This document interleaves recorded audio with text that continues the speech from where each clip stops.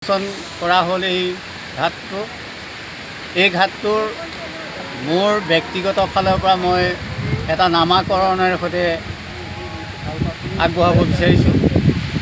আপোনালোকে সেই নামাকৰণটো লৈ ঘাটটোক ভৱিষ্যতে ৰাখিব বুলি আশা কৰিছোঁ। সেয়ে আজিৰ পৰা শান্তিজানৰ এই ঘাটটোৰ নাম পদগোপাল ঘাট। পদগোপাল ঘাট হিচাপে এই ঘাটটো চিহ্নিত হ'ব।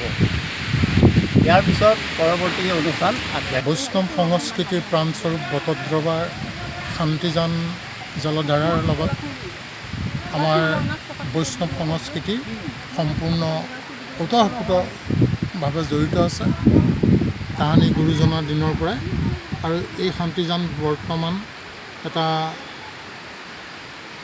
বন্ধ পৰিৱেশৰ মাজত সোমাই পৰিছে। সেয়ে মোৰ জেঠেৰী গোপাল কলিতাদেৱে থানযাত্ৰীসকলৰ সুবিধাৰ কাৰণে এটা ঘাট নিৰ্মাণৰ পৰিকল্পনা কৰি স্বৰ্গীয় পদ্মৰাম কলিতা আৰু তেখেতৰ পত্নী পদ্মেশ্বৰী কলিতাৰ নামত মোৰ শহুৰ সাগৰৰ নামত আজি এটি ঘাট জনসাধাৰণৰ সুবিধাৰ কাৰণে ইয়াতে উৎসৰ্গা কৰিলে। সেইটো লৈ মই বৰ আনন্দিত হৈছোঁ।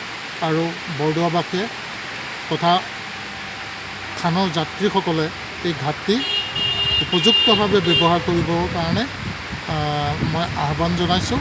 আজি পবিত্ৰ শান্তিজানত গুৰুজনাই পাৰ হৈ ইয়াত নামঘৰ পাবগৈ গীতত লিখা আছে।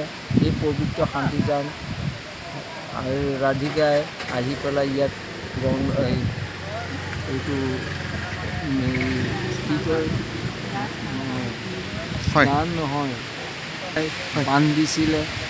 এই তেনেকুৱা এখন শান্তিজান পবিত্ৰ নদীত আজি ফেনে ফুটুকাৰে ভৰি জাম আনি হৈ তাত এটোপা পানী ল'বলৈ যাত্ৰীসকলে পোৱা নাই।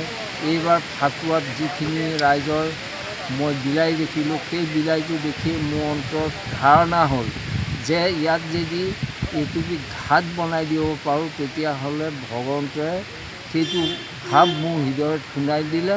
খুন্দোৱাৰ কাৰণেই মই আজি এই ঘাটটি নিৰ্মাণ কৰি স্বৰ্গীয় পদ্মনাম নামৰ্গ আৰু মোৰ মাতৃ পদ্মেশ্বৰী নামত উৎসৰ্গা ৰাইজক কৰিছোঁ। ৰাইজে যেন ইয়াৰ ভালে ব্যৱহাৰ কৰে আৰু ভালদৰে ৰাখে, এইটোৱে মোৰ আশা।